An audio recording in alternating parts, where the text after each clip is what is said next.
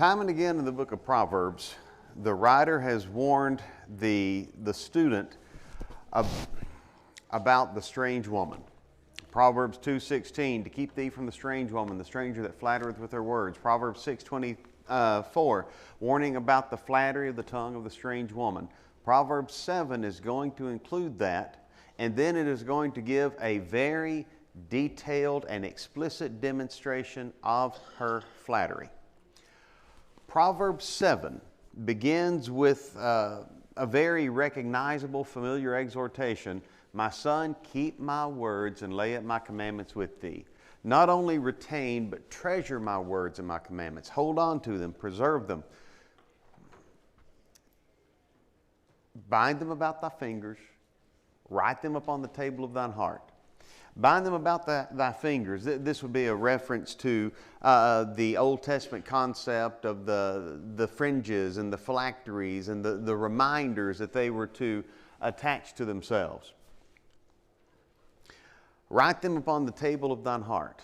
Don't just let the reminder be something outward. Don't just give yourself that string on a finger reminder, but make it who you are. Write them on the table of your heart, your identity. Proverbs 7, keep these words, lay up my commandments with thee. Keep my commandments and live, my law as the apple of thine eye. Verse 2, keep my law as the apple of thine eye. When we talk about the apple of my eye, what do we mean by that?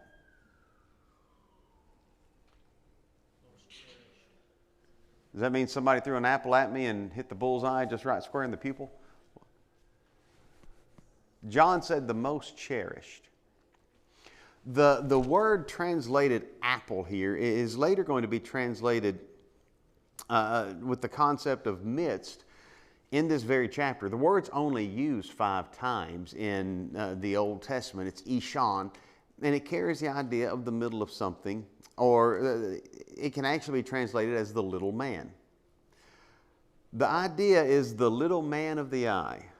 When you look directly into the eyes of another person, what do you see reflected back? Yourself. The little man of the eye is a reflection to that face that stares back when you're looking eye to eye with someone. The relevance, keep them as the apple of your eye. Let them be your focus. Let them be where your sights are set. Bind them about thy fingers, write them on the table of your heart. So let this instruction and exhortation be what guides you, what directs you, what defines you, what identifies you. Proverbs 7:4, say to wisdom, thou art my sister, and call understanding thy kinswoman. All the way back in Proverbs 1, there was a personification of wisdom. Wisdom crying without and uttering her voice in the streets. Proverbs 8 will expound on that idea even further. Here, make wisdom like your sister. Call understanding your kinswoman. Let wisdom be your family. Make sure that you have such a relationship with understanding that it's like you're blood related. Stay close with wisdom and understanding. Wisdom being the proper application of knowledge in its simplest sense, and understanding being this idea of discernment. So, say unto wisdom, you're my sister, call understanding your kinswoman, because when you do this, they're going to give you some instruction. We'll discuss 3 major sections from this chapter. 2 types of women. 1, wisdom is the lady personified. Lady wisdom is giving instruction. And there's actually a very strong emphasis on the idea of keeping, preservation.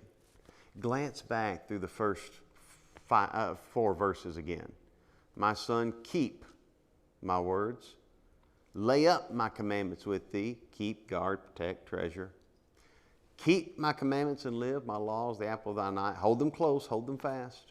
Because when you hold these things fast, when you treasure them, when you preserve them, when you call understanding your sister and wisdom your kinswoman, then they will, look at verse 5, keep you. They're going to keep, guard, protect you from that woman Mama told you about. To keep thee from the strange woman, even from the stranger that flattereth with their words. So once again, there's a sense of an introduction that emphasizes the concept of listening to wisdom, accepting counsel, letting it be the guide.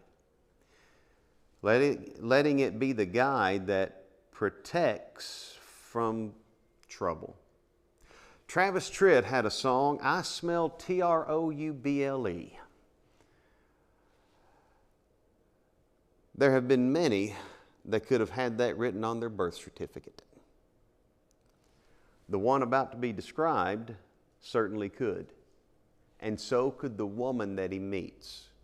Now think about what we just said there.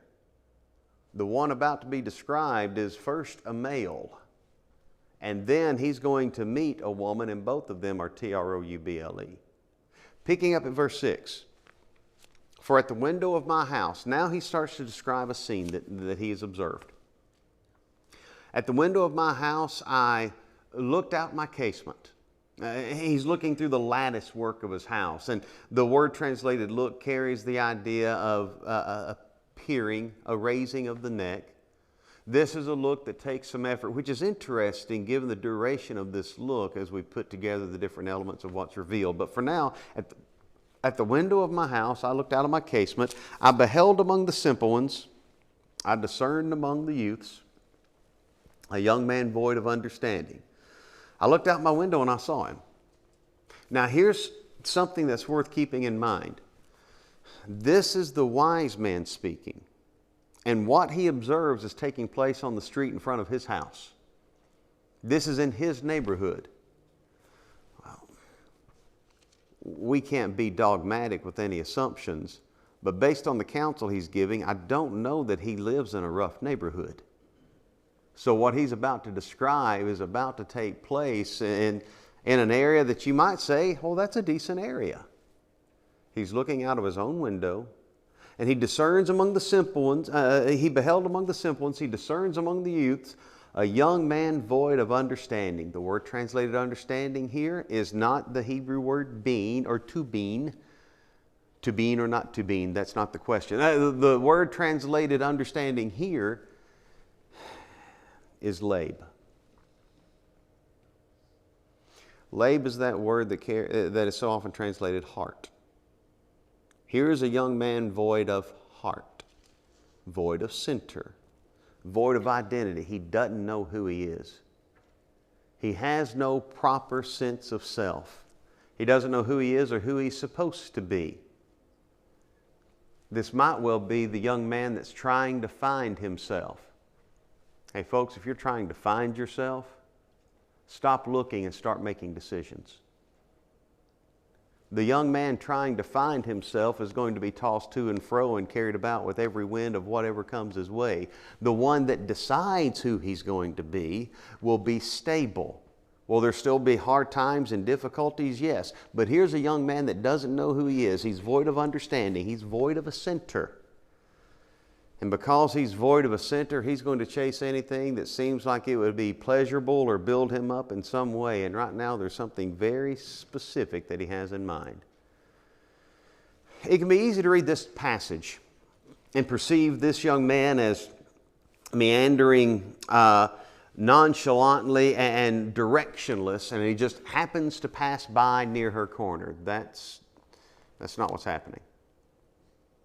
Yes, there's been many a fool who in his blindness, gullibility, and naivety found himself duped by those that would take advantage of him. But this one, think about the actions that are described. We pick up at verse 8. He's passing through the street near her corner. He went the way to her house. He has a little bit of direction here. He's passing through the street near her corner. He went the way to her house. Verse 9, in the twilight. What's twilight?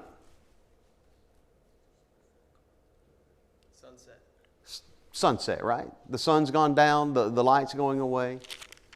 In the evening, twilight's fading. Less and less light.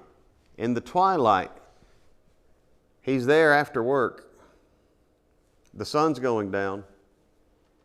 It's 5 o'clock somewhere in the evening. It's getting on towards 6 or 7.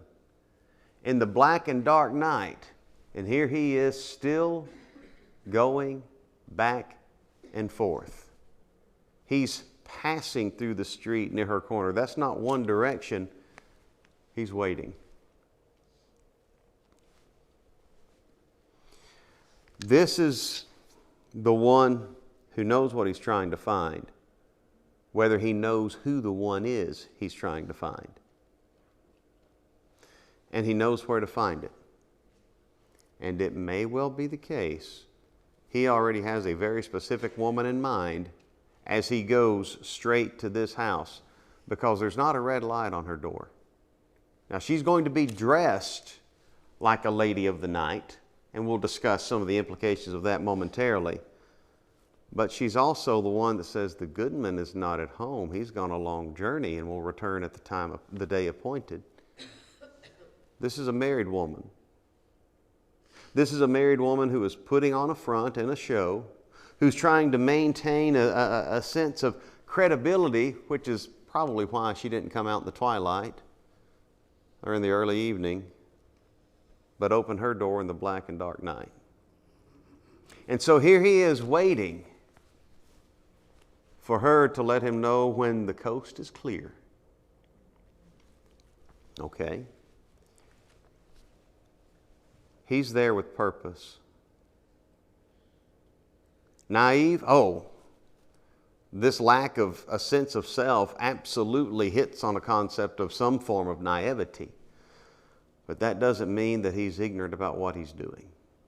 So, I beheld among the simple ones, I discerned among the youths a young man void of understanding. He passed through the street near her corner. He went the way to her house in the twilight, in the evening, in the black and dark night.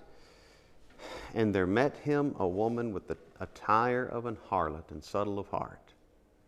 Keep in mind, this is a woman whose husband is gone, and she's dressing like a harlot. What's that mean? Dress like a harlot. Do we have to put words to answer that question? Or do you already know the answer as soon as the question is asked? What does it mean to dress like a harlot? Let's hit the pause button. Husbands, yes, the husband has every right to enjoy the privileges that he and his wife share together, and to enjoy the visible and sensual privileges in the privacy of their home. There are a lot of husbands that want their wives to dress like harlots so they can go out and show them off. If you keep having her wear the costume, don't be surprised when before long she gets a job in the occupation. Shame on the man that encourages his wife to dress in a way that is compromised. There's attire that's modest, and there is attire that is immodest. And yes, there is some attire that some might call questionable and some might not. But when we talk about the attire of an harlot, there's really not a whole lot of room for question mark on that one, is there? Now, let's approach verse 10 from another angle. Do you think everything in her closet has the strumpet label on it? Or do you think that this woman has a section in her closet for Sunday?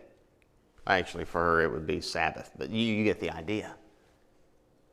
She's got her modest clothes, her wifely clothes, if you will. And then maybe not in her closet, but perhaps even hidden in a drawer somewhere. Her husband doesn't even know she has it. She got her clubbing clothes. She has the attire that she'll wear when he's not with her. What's about to be said applies to both sexes. Husbands, if you put more effort into looking dapper, well-groomed, and trim when your wife's not with you, there's something wrong with you. Ladies, ditto.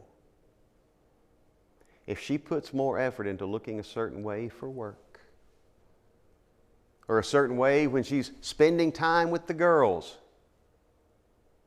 well, what you girls doing? Where are you going and whose attention are you trying to get? Here's a woman that goes out of her house, her husband not with her, and she is dressed in a way that is deliberately aimed at gaining the sensual attention of another man.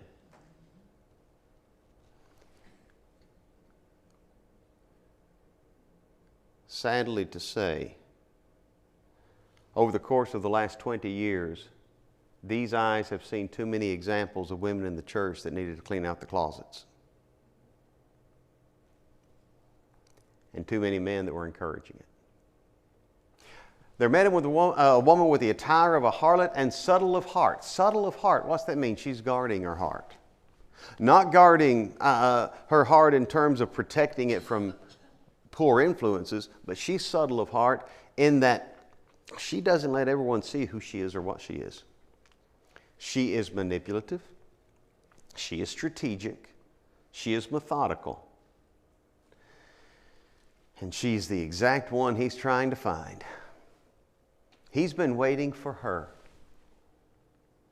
Maybe he knew she would be available this evening.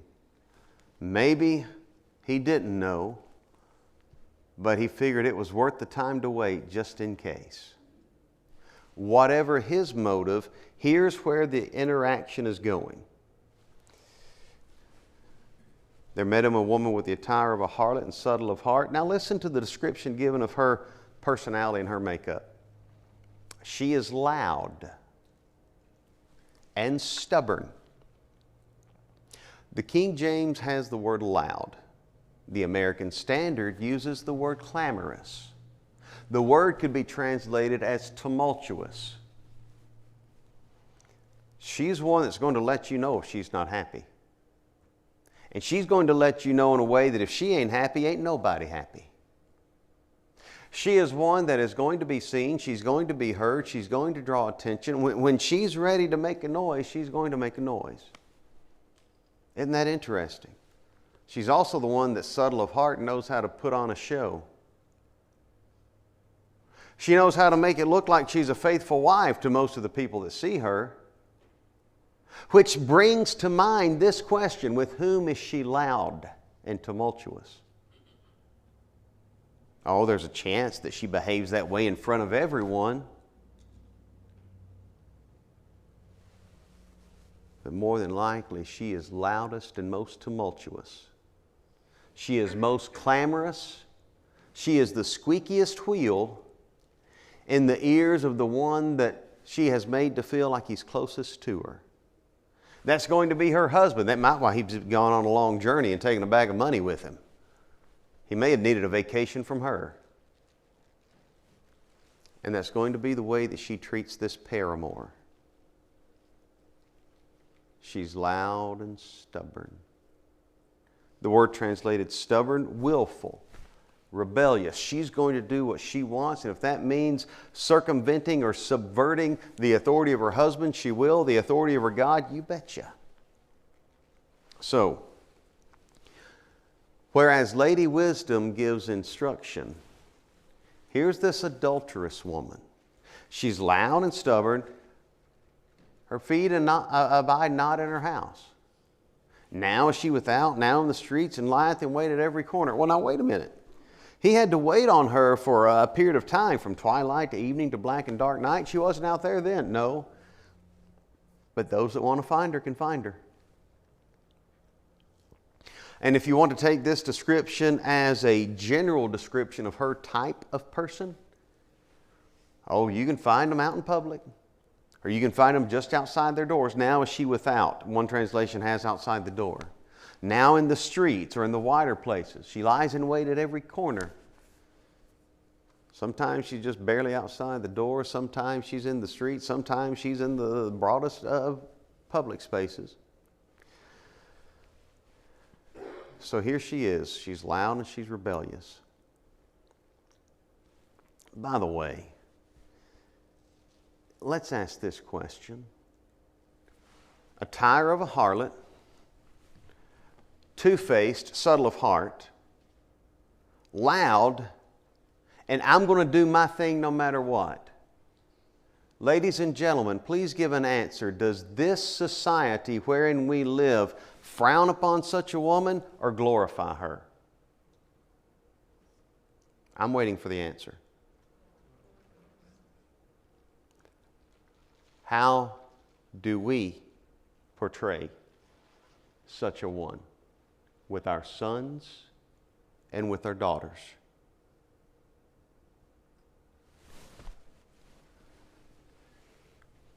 When she dresses like she makes money doing the sensual.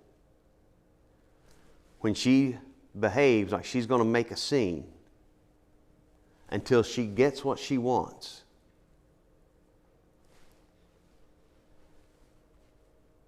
We've got an up-and-coming generation that needs to learn that that's not how God's women behave. And that that's not the kind of woman that God's men try to find. That's what our world glorifies. Yet Peter would say, let her adornment be the inner person. Peter actually used a phrase, 1 Peter 3:4, that would be essentially the New Testament equivalent of the little man of the eye.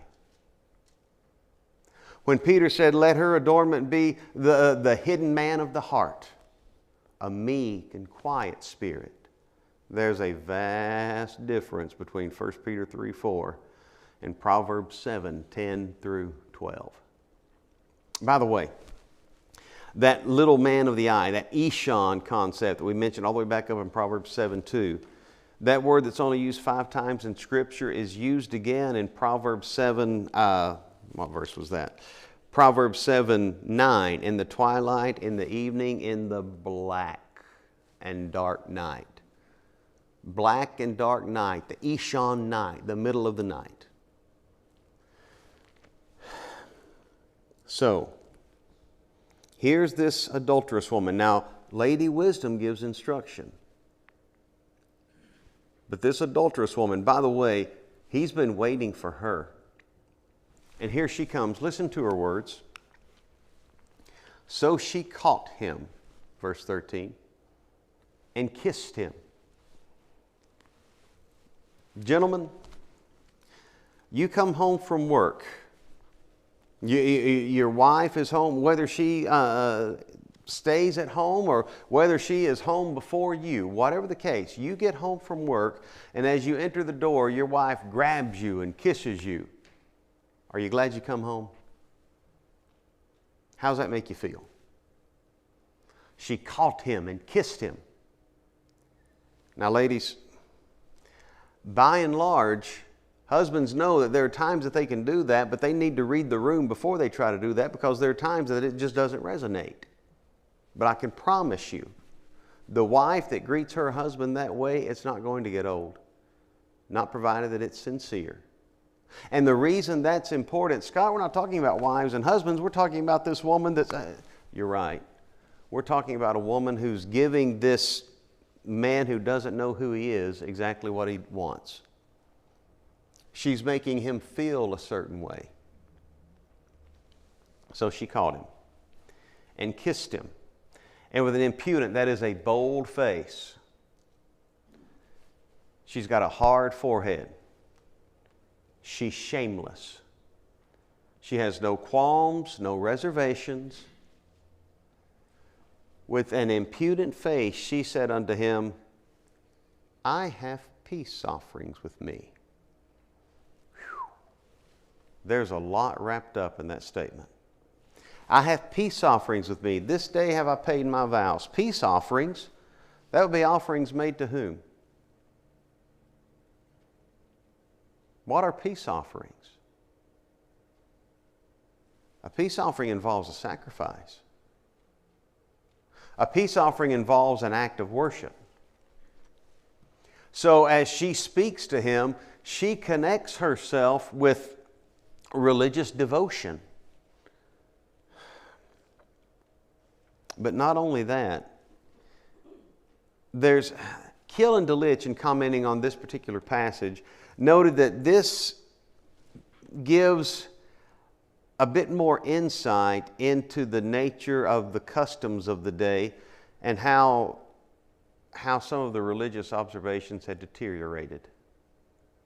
The peace offerings involved a portion that went to God, and that would be burned wholly upon the altar. A portion that went to the priest, that the priest was to eat. And according to Leviticus 7, verses 12 through 25, the peace offering, depending on the nature of it, a portion came back to the one who offered it. And that was either to be eaten that day. If it was a vow, it was to be eaten that day or the next day. Not only does she convey the concept of some semblance of a relationship with God, but she also says, I've got dinner fixed. I have peace offerings with me. I have a feast. Not only I offered peace offerings today, I have peace offerings with me. They're here, they're in my possession. Dinner's ready. There's a feast in front of you. This day have I paid my vows, a parallel concept of what was just said. So she begins to appeal to him by conveying the idea of dinner's ready. I wonder how often it's ready for her husband. But she's got it ready for her paramour. She's treating him in a way that there is no reason to assume she endeavors to do for her groom. Oh, now wait a minute. You don't know the nature of their relationship. You don't know if her husband's some kind of jerk. Doesn't matter. There's still no excuse for adultery.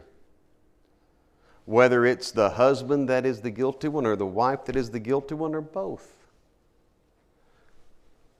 So, here she is treating another man like it would be wonderful for a woman to treat her husband, which means she knows how to treat her significant man. She just doesn't want to treat her husband that way. She's going to give those privileges to someone else. I have peace offerings with me. This day have I paid my vows. I have decked my bed with coverings of tapestry, carved works, fine linen of Egypt. In other words, she has the room set for luxury. She has the house prepared for softness, comfort. I've perfumed my bed with myrrh, aloe, and cinnamon. Oh, she has it scented. Now, and it's at this point that you can know that this young man is void of understanding. Because any husband's going to say, wait a minute, you've sprinkled myrrh and aloe and cinnamon in the bed. That's going to be gritty. That's probably not going to be comfortable. She's prepared the room in a way that is going to resonate with the woman. When it comes to the environment of intimacy, men tend to be more spontaneous. They don't care if the room's a mess. They don't care about the surroundings. Their focus is on the spouse. But by and large, generally speaking, the environment matters more to the wife. The cleanliness of the room, the odors. Men are more prone to be spontaneous and be interested in intimacy right after work or coming home from the gym. She's more likely to demand a shower and to get rid of some of that BO.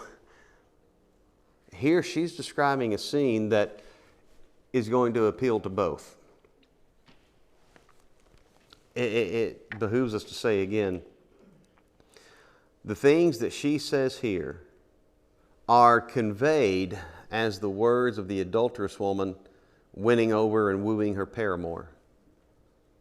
But the words that she says here would be commendable, laudable, and advisable as the words of a wife to her husband, and the ideas that she conveys if she's speaking to him. This woman is using wifely words for a man that's not her husband. So she's caught him, she's kissed him. She says, I have peace offerings with me. Oh, verse 15. Therefore, because I've got these peace offerings with me, because I've got a feast prepared, because I have all of this food and all of this luxury, I came forth to seek somebody. No, I came looking for you. Diligently to seek thy face, and I have found thee. You're the man I've been trying to find. I'm ready for you. She conveys that idea. And then the readiness doesn't only have to do with the dining room, but it has to do with the bedroom. Deck my bed with coverings of tapestry, with carved work, with fine linen of Egypt. Now, we noted that the environment matters to the woman, but husbands and wives, both alike, can likely relate to this idea. Is there something special about a vacation when you have maybe a more luxurious place to stay than your home? When you're able to enjoy time together in maybe a more expansive room, in a more expensive room, a place that it feels like something nice, something special. Well, she has made the bed of her husband something nice and something special for another man. And here's another man that is happy as a lark to try to take advantage of that. This is a sad scene that plays out, and it moves forward. Verse 18 rather, come, let us take our fill of love. Let us solace ourselves with loves until the morning. Let us take our fill of love. Let's not sleep. Let's love, and when she uses the word love, we're not talking about the more virtuous ideas connected to the word. She's being extremely sensual. She's talking about the sex act. And she's talking about engaging in that activity all night. Not with her husband, but with some young man. That's interesting too, because the description given here seems to convey a significant age difference. Garth Brooks had a song, I went to work for her that summer. Teenage kid so far from home. She was a lonely widow woman, bound to make it on her own. If you've heard the song, you know where it goes from there. There's another song, I think it was T.J. Shepherd that released it years before, wherein it depicted a teenage man during war years when husbands were off at war that had a woman tell him war is hell on the home front too. God only knows what a woman goes through, and she still needs what a man that's gone can't do. Another song that was glorifying this idea of an older woman taking advantage and using her wiles on a young, impressionable man. Hey folks, don't look around and claim that it's this generation that has a problem, because it's been glorified in the music and culture of generations for at least 40 years. And what's being described here in Proverbs 7 lets us know that it's been an aspect of a deteriorating society for thousands of years. So, she called him and kissed him. She says, come, let us take our fill of love until the morning. Let us solace ourselves with loves. For the goodman's not home. My husband's gone. Oh, well, then it's okay then, right? Not stated here is, what has she told this man about her husband? Maybe nothing. Maybe. Just maybe he only knew a little bit of her, and this is their first encounter, but not one that's completely circumstantial. Or maybe they have had interactions. Maybe they've met at the market and she's run down her husband and talked about how horrible of a person he is and how she just needs a break from him and how she'll be glad when he goes out of town here in a few days.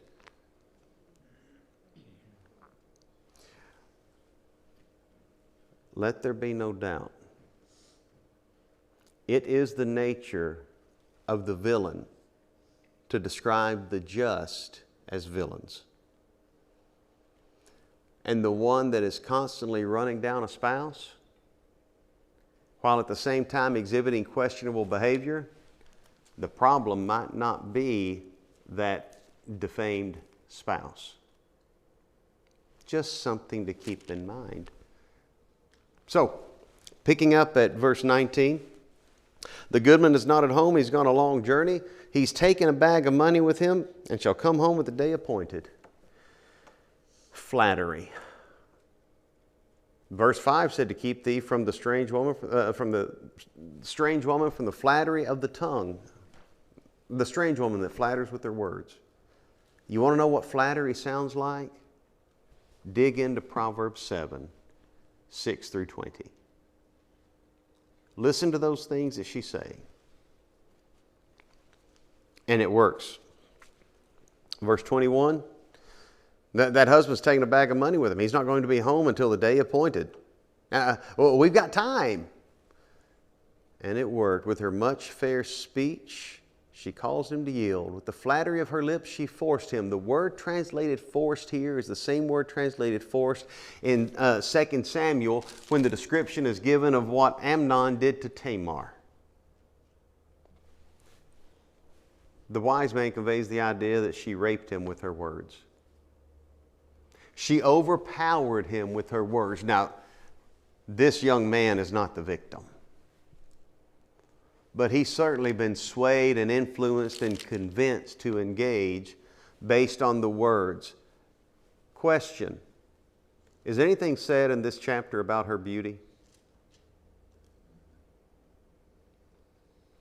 Anything said about her taking him with her eyelids? That was mentioned in chapter 6.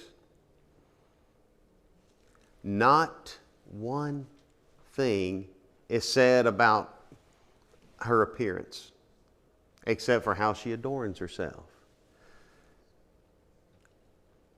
Her power is in her words. We'll stop right there, but that's going to be a point to take with us and keep in mind. There is far more power in words than there is in the visual. And it's going to be important for both he and she to keep that in mind. Thank you for your time this evening. We'll pick up here next week.